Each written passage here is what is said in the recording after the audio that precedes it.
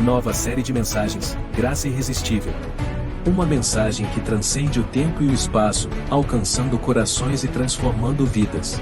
Esta é a graça irresistível, a bondade de Deus estendida às pessoas que não merecem. A graça irresistível não conhece fronteiras. Ela se infiltra nos lugares mais inesperados, trazendo luz às sombras e esperança onde há desespero. Esta graça, tão magnífica, foi revelada no Evangelho, uma boa nova que não apenas foi recebida, mas também experimentada em sua plenitude. Ela floresce no coração, como ocorreu entre aqueles que primeiro acolheram a mensagem da graça de Deus. Iniciamos uma jornada de fé com palavras simples, mas carregadas de poder e significado.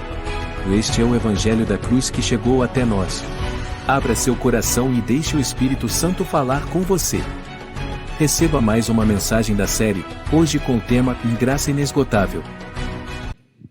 Graça inesgotável é o tema desta manhã que o Espírito colocou no meu coração para compartilhar com os irmãos. Abra sua Bíblia em João, Evangelho de João, capítulo 1, verso de número 16. João, capítulo 1, verso de número 16.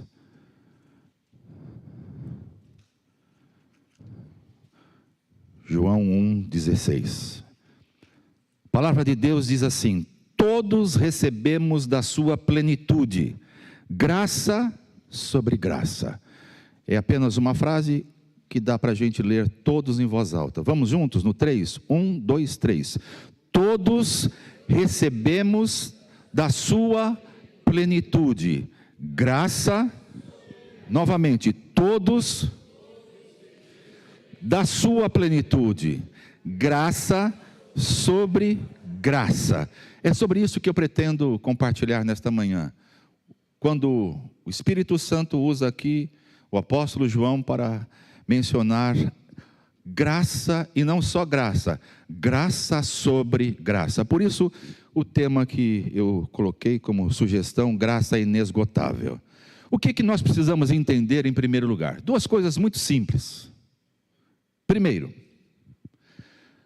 todos nós recebemos da plenitude de Deus. Todo aquele que nasce de novo, todo aquele que é transformado em uma nova criatura, todo aquele que recebeu um novo coração, todo aquele que seu espírito humano foi vivificado, como está escrito e prometido pelo Senhor através de Ezequiel capítulo 36, versos 26 em diante, todos estes agora têm a plenitude de Deus. Ou seja, esta é uma verdade que a gente precisa, primeiro, não só experimentar, crer e não permitir que o diabo lance dúvida no seu e no meu coração. Nós temos plenitude. Quando o Senhor foi levado ao deserto, ele foi levado no Espírito. Quando ele volta do deserto, diz lá o doutor Lucas, no capítulo 4, que ele voltou no poder, na plenitude do Espírito. Então diga para quem está ao seu lado: a plenitude do Espírito sobre a sua vida. Esta é a primeira verdade. Todos nós recebemos da plenitude do Espírito de Deus. Portanto, não nos falta nada. Diga: não me falta nada para viver o Evangelho da graça. Fale isso para a pessoa do seu lado: não lhe falta nada para viver o Evangelho da graça. Agora, a segunda verdade que eu quero deixar claro para todos nós é que a graça de Deus, ela é ilimitada. Por isso, João faz aqui a declaração de que depois que você tem consciência da plenitude de Deus, Deus agora tem graça e novamente graça, e mais graça, e graça, e graça, e até que isto se estenda numa graça abundante na tua vida. Nós não podemos permitir que isso seja menor do que o Senhor já liberou para mim e para você. Então diga para quem está ao seu lado: não há ninguém neste lugar que não tenha recebido uma medida do favor de Deus, da graça de Deus. Pelo contrário, Pelo contrário, diga pelo contrário. Olhe para a pessoa e diga pelo contrário. Deus é soberano. E Ele deu desta graça para todos nós. Essa é a graça inesgotável. Agora, deixe-me dizer algo muito simples aqui nesta manhã. Eu falava hoje pela manhã com um grupo de irmãos, quando a gente estava reunido e orando, que muitas vezes você e eu podemos interromper, restringir, anular a graça de Deus na nossa vida. Quando isto acontece? Normalmente, você já deve ter feito isso, eu já fiz muitas vezes, quando você tem algum tipo de oração desnecessária. Quando você ora, por exemplo, quando há uma situação desesperadora na sua vida e você faz determinadas orações que Deus, não é que Ele não queira responder. Deixa eu deixar isto claro para você nesta manhã. Deus quer responder todas as orações. O profeta diz que estando nós falando, Ele nos ouvirá. Estando nós orando, Ele responderá. Então Deus não é um Deus incoerente. Deus é um Deus que ouve e responde às orações.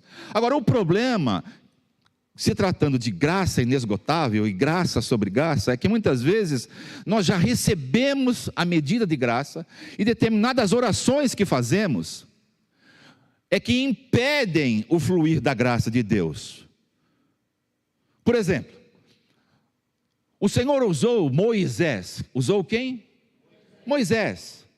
Moisés foi ali no Egito e falou a Faraó a seguinte declaração da parte de Deus: deixa o meu povo ir, para que me celebre uma festa no deserto. E Faraó, rendido, convencido pelo Deus Todo-Poderoso, liberou o Faraó e todo o povo judeu. Agora preste atenção, quando o povo já estava fora do Egito e foi perseguido por Faraó e pelo seu exército, o povo fez a seguinte declaração: ao aproximar-se o Faraó, os israelitas olharam e avistaram os egípcios que avançavam na direção deles. Eu estou lendo Êxodo capítulo 14.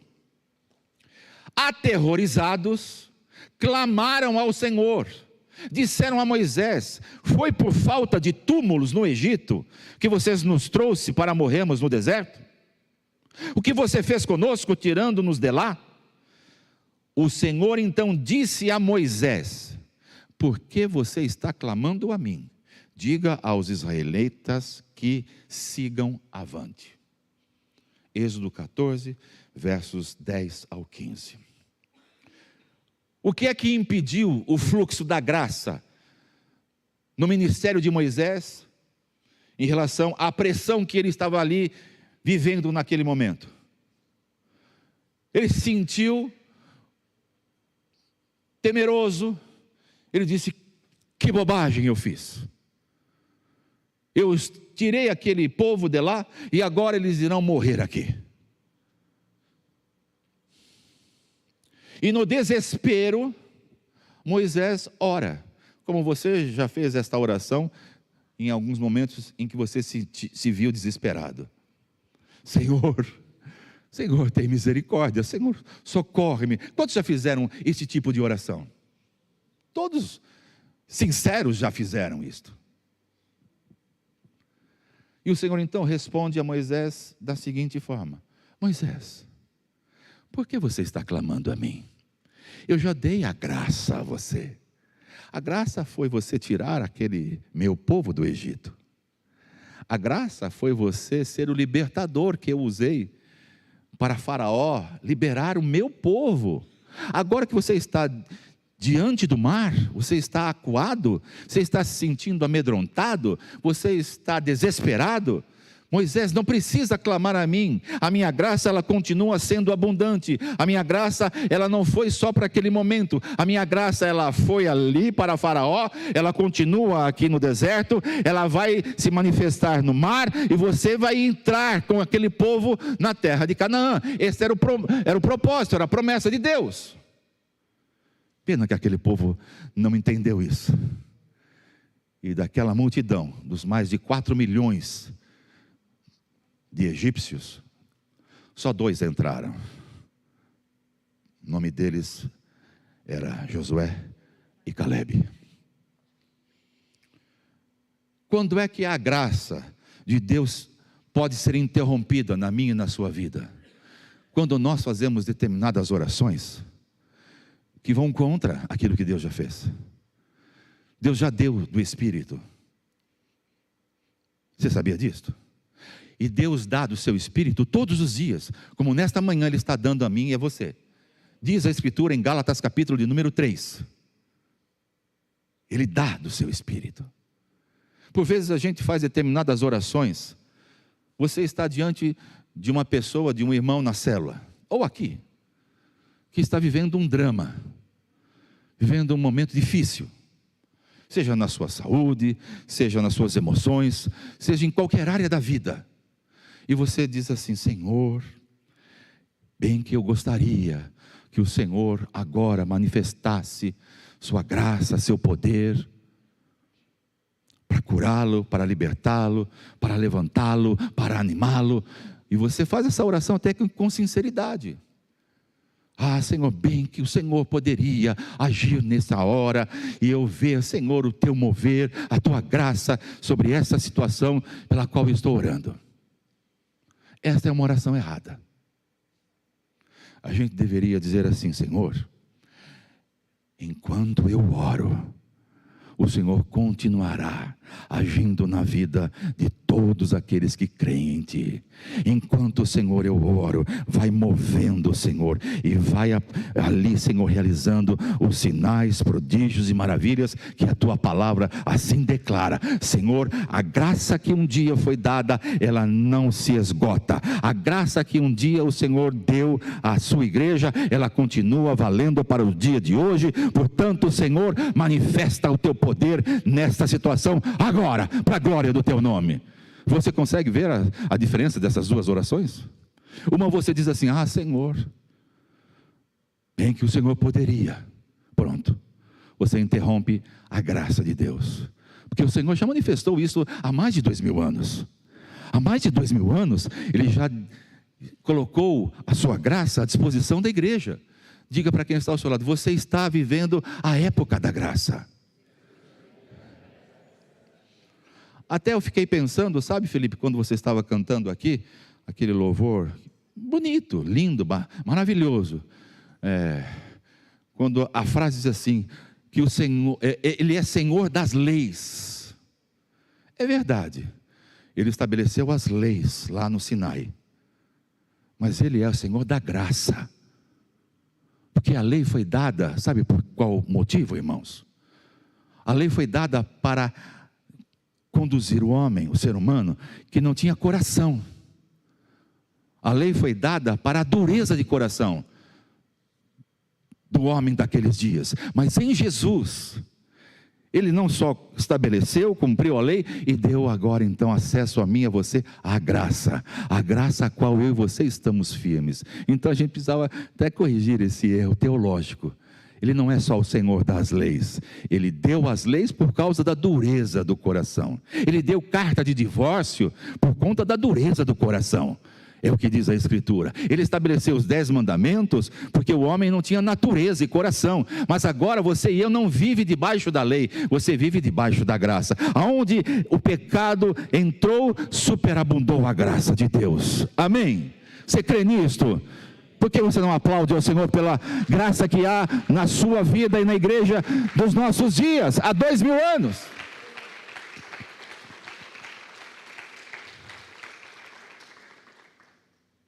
Diga comigo: todos os dias eu recebo mais do Espírito Santo, mais da graça, mais do favor. Gálatas 3, a partir do verso 5, eu nunca tinha entendido direito esta passagem, até esta semana, quando o Senhor trouxe clareza a mim. Aquele que dá o seu Espírito e faz milagres entre vocês, realiza essas coisas pela lei ou pela fé? na mensagem que você e eu temos recebido. O Senhor diz assim na sua palavra: você recebe do Espírito pela lei ou pela fé em que você foi justificado em Cristo Jesus, pela obra que Ele realizou, a fim de você provar da graça dEle na sua vida? Nós precisamos entender isto. Eu tenho ensinado este rebanho a pedir por revelação sobre esta graça. Graça não é só você usar um jargão: é Deus dando e fazendo tudo a quem nada merece. Não. Graça de Deus é Ele tendo ido à cruz, é tendo Ele levado sobre o seu corpo no madeiro o pecado, para me libertar da escravidão do pecado, para eu não ser mais escravo do pecado, e agora, por viver a vida dele em mim, eu posso viver a graça de Deus todos os dias da minha vida. Sabe, Davi entendeu esta realidade. O que é graça sobre graça, o que é ter o Espírito Santo todos os dias sendo dado a ele sem medida. Davi pecou, irmãos. Davi pecou, irmãos. Qual foi o pecado de Davi? Qual o pecado que Davi cometeu? Você sabe e poderia me dizer aqui? Qual foi o pecado de Davi? Ele matou um passarinho, matou o pardal. Você está em dúvida. Quando você fica calado, eu fico pensando, acho que ele não sabe. Ou tem vergonha de dizer e dá errou! Qual foi o pecado de Davi? Ele adulterou. Com quem ele adulterou? Com Betseba. Ela era esposa de quem? De Urias. Urias era quem? Era o general, era o primeiro do exército de Davi. Agora, preste atenção. Isto vai ser revelador para você nesta manhã, entender sobre graça sobre graça. Davi teve muitas mulheres e concubinas. Davi teve filhos, 19, só uma mulher. Quando foi para Deus estabelecer o sucessor de Davi, sabe quem ele escolheu? Qual o nome do sucessor de Davi? E você sabe de quem ele foi gerado? A mulher de Urias. Porque Deus confunde a lei. A lei diz assim: adulterou, está anulado, está, como diz, nos nossos dias, cancelado. Hoje se usa muito isso: eu vou cancelar você. Nos dias de Davi, Deus poderia dizer: vou cancelar você. Não, não poderia dizer, porque ele anularia a graça dele. Ele disse que a graça dele se revelaria, se manifestaria. O Salmo 51 que Davi compôs, diz que há um espírito contrito, há um coração quebrantado, o Senhor não despreza. Então, quando Deus manifesta graça sobre graça e vai fazer com que Davi agora seja sucedido no seu reinado, ele usa o que para nós, a lei, diz assim: ele pecou, ele adulterou. Pois é, mas a graça de Deus se manifestou de uma forma abundante, porque aonde abundou o pecado, superabundou a graça. Você quer ver o texto para você conferir comigo? Mateus capítulo 1, verso 6.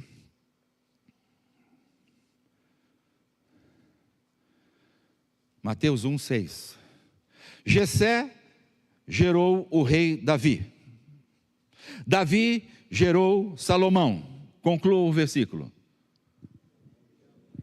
Está aí na tela, não fica procurando, não perca tempo não. Agilize aí, pessoal, senão a gente fica aqui até meio-dia. O que é que está na tela lá? Quem foi mulher de Urias? E o que é que aconteceu com Davi e Betseba? Adultério. E quem Deus escolheu para ser o sucessor do reinado de Davi? Isto é graça sobre graça, irmãos. Pastor, eu errei. Pastor, eu pequei. Pastor, eu menti, eu roubei, eu adulterei. Isto agora vai fazer de mim um eterno pecador? Não. Deus não diz para você, continuar se lambuzando no pecado. Ele diz que aonde o pecado reinou, agora vai reinar a graça dele. Então você não tem agora o álibi de dizer, não, se eu continuar pecando, então Deus vai continuar manifestando a sua graça. Não é isto. Uma vez você tendo conhecimento de que aquilo que você fez é pecado, ou foi pecado, agora você não vive mais no pecado. A palavra de Deus diz que agora os nascidos de Deus não vivem mais na prática do pecado, porque são nascidos de Deus. Assim, irmãos, quando João fala sobre esta graça sobre graça, você subentenda o seguinte: onde abundou o pecado, superabundou a graça. Por isso que é graça sobre graça, por isso que é graça inegociável. Como é que eu aumento a graça na minha vida? Quantos gostariam de vê-la todos os dias aumentando sobre si? Graça de Deus, favor de Deus. Quantos aqui gostariam disto? Entenda a pergunta, eu vou fazê-la novamente para você responder. Quantos aqui gostariam de ver a graça de Deus aumentando na sua vida dia após dia? Então eu vou te mostrar como é que isso se dá de fato. 2 Coríntios capítulo 12, verso de número 7. É a experiência agora do apóstolo Paulo.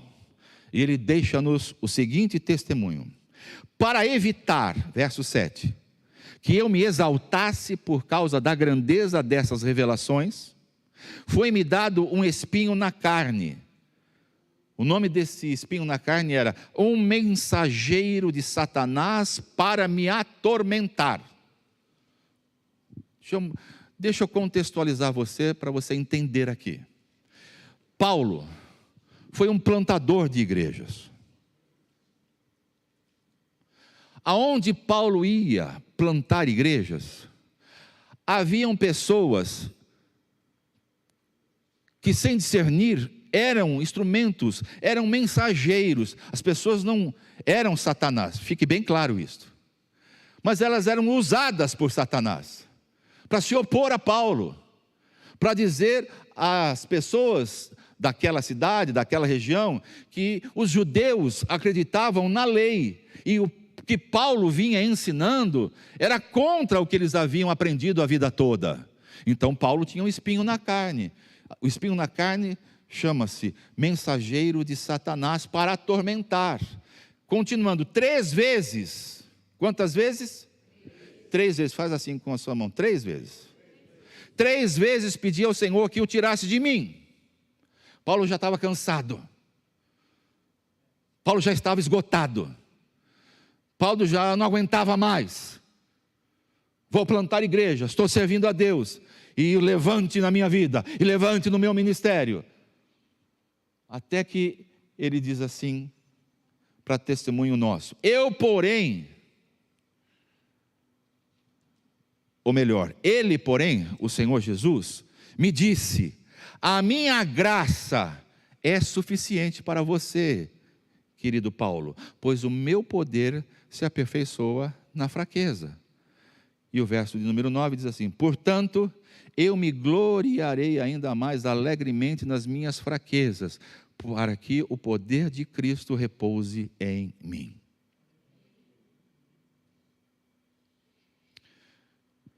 Paulo orou para que o Senhor tirasse o espinho da carne. O Senhor tirou? Não tirou. E como é que o Senhor então aumentou a graça sobre graça na vida do apóstolo Paulo?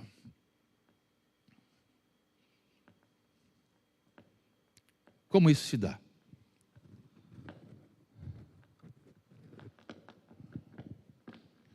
Eu vou responder para você nesta manhã.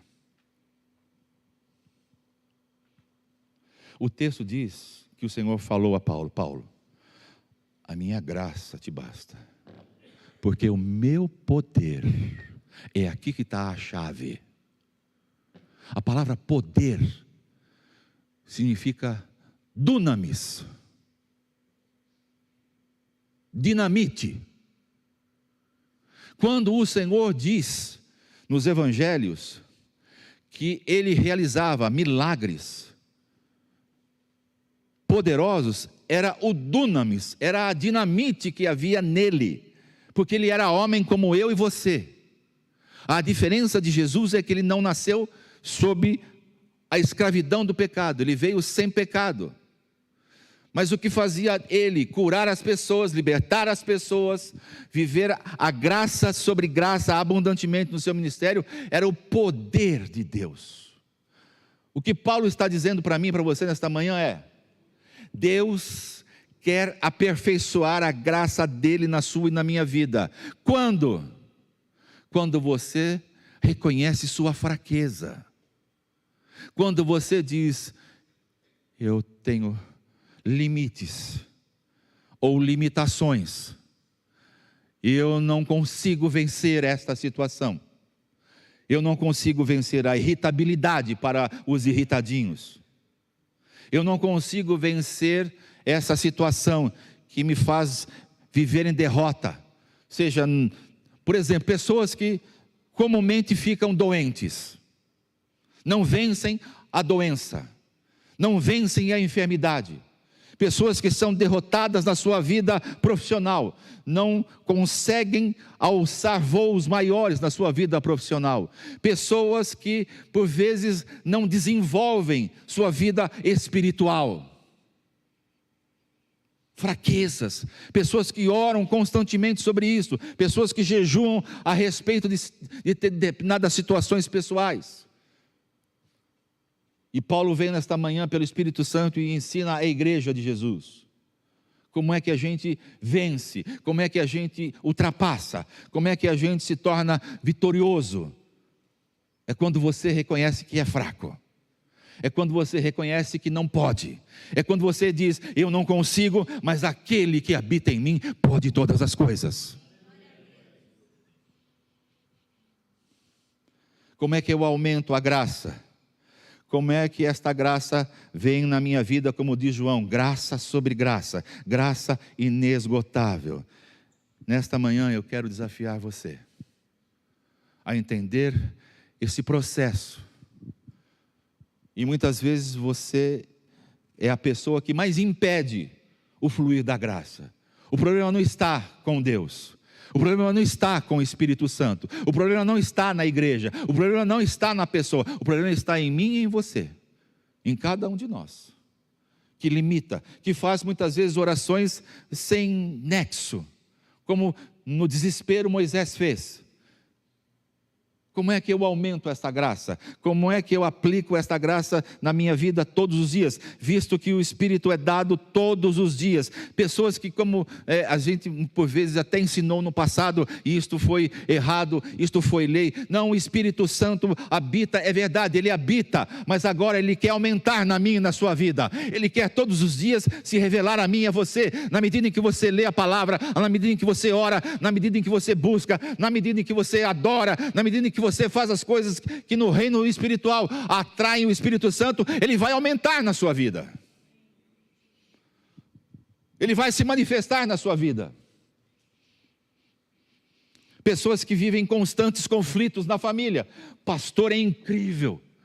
Sai ano, entra ano, e os problemas só aumentam, só evoluem na minha família. Pessoas que têm enfermidade, como eu disse, pessoas que não conseguem evoluir no seu trabalho, pessoas que não prosperam, pessoas que servem a Deus com um coração sincero, mas têm filhos rebeldes. Como é que a gente vence isto? De uma forma. Você precisa, tanto quanto eu, entender de que da plenitude de Deus você já tem.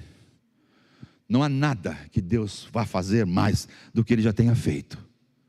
Segundo, Ele quer que você experimente a graça dEle todos os dias na sua vida. Você pode ficar de pé por um instante?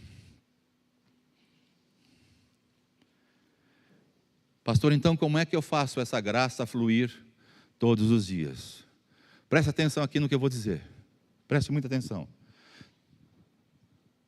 Onde não há fraqueza, onde você diz assim, não, eu dou conta, eu faço por onde. Preste atenção nisto. Isto foi trazido ao meu coração e fez assim uma mudança radical na minha vida. Eu estou aprendendo o significado da graça de Deus. Isto que eu prego há mais de 27 anos, como pastor tempo integral. Recentemente o Senhor tem mudado. O que eu fazia nada mais é do que viver debaixo de lei. Colocava jugo sobre mim. E nada acontecia. Nada acontecia. Quando é que as coisas começaram a acontecer então, pastor? Quando eu reconheci minha fraqueza. Primeiro passo para esta graça se manifestar e continuar se manifestando é você reconhecer sua fraqueza. Diga para quem está ao seu lado: se você quer experimentar a graça de Deus, reconheça a sua fraqueza.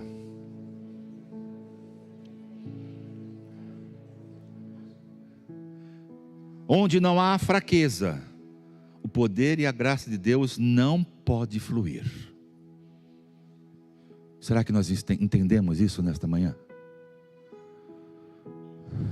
Onde não há reconhecimento de fraqueza, o poder e a graça de Deus não flui na sua vida. Não flui. Não flui. Outra verdade que eu aprendi: graça não é atraída pela força. Graça é atraída pela fraqueza. É você dizer ao Senhor: sou fraco. Nesta área da minha vida, eu sou fraco. Sou fraco.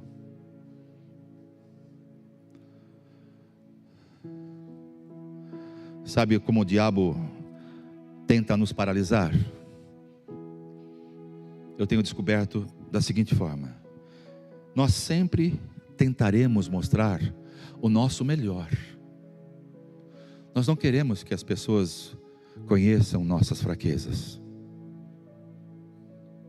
A gente tem vergonha de que as pessoas saibam que em determinadas áreas da nossa vida somos fracos. É por isso que o apóstolo Paulo diz que há na igreja de Jesus muitos doentes, muitos fracos, e não poucos os que estão dormindo. Isso ele estava falando à igreja de Corinto, que os irmãos não esperavam uns pelos outros nem para tomar ceia. Eles se sentiam tão poderosos, tanta vaidade.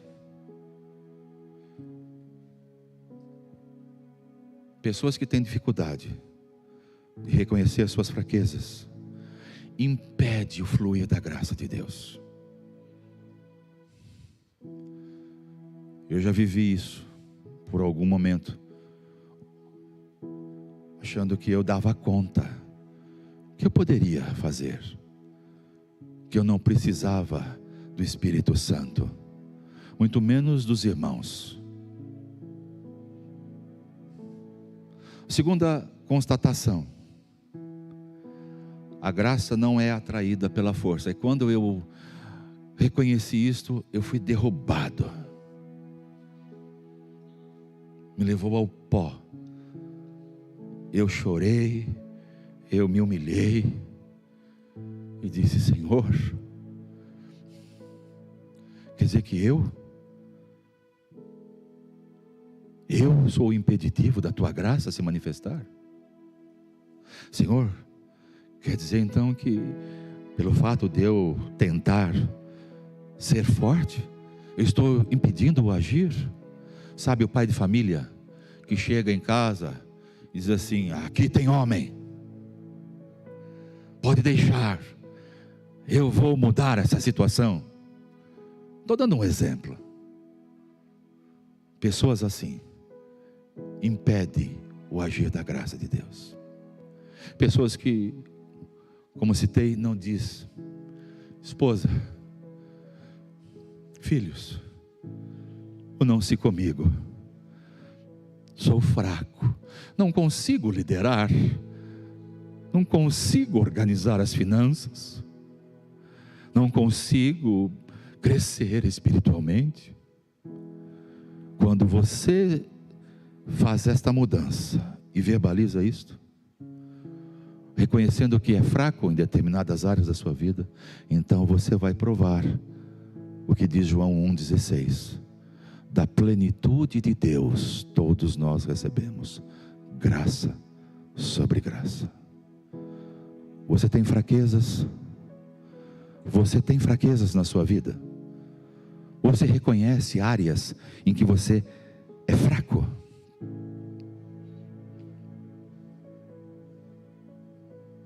Eu tenho reconhecido diante de Deus, diante da minha família e diante de alguns irmãos, dos quais vieram a mim, e eu disse: eu reconheço isto, preciso de ajuda. Se você se sente, se você reconhece que tem fraquezas, e que você não quer que o agir da graça de Deus seja impedido na sua vida, saia do seu lugar e venha aqui à frente. Eu quero orar por todos aqueles que se sentem e reconhecem que são fracos